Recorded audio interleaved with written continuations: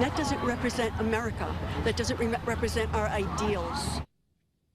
Protesters were out in all corners of the state today as part of the National No Kings Day rallies. The largest was at the state capitol in Hartford.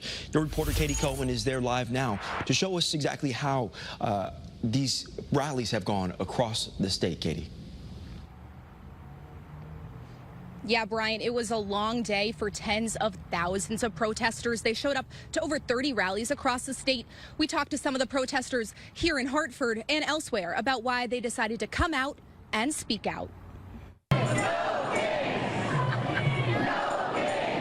No Kings cheers could be heard all over the state of Connecticut Saturday. Over 10,000 protesters showed up at the state capitol in Hartford, including Coast Guard veteran Christine Keene. We have to be loud and we have to make ourselves known. She's here protesting the day of celebration in Washington, D.C. for the 250th anniversary of the U.S. Army and President Trump's birthday. I feel that if we have that many millions of dollars to celebrate his birthday, that we have that many millions of dollars to put toward Medicaid and toward food stamps and everything to support the poorer members of our society that need a helping hand from our government.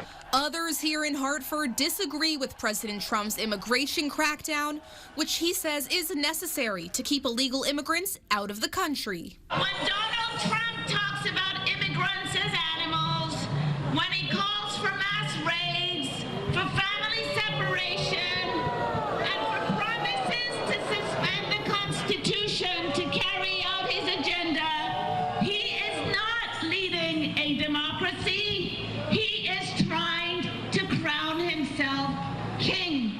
Over in Farmington, another 250 people were on the street near the high school, waving signs at drivers.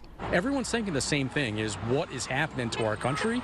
Riju Das organized this rally and says it drew in not just Democrats, but Republicans who voted for President Trump and now disagree with his policies. The No Kings rally is intended to send a message to what we believe he and his administration are doing, which is ripping up the Constitution, which is spitting on our democracy. Similar disdain in Glastonbury, with another rally bringing in hundreds. This president has decided to use military resources to pump up his ego. We are here in the streets across America to say no kings.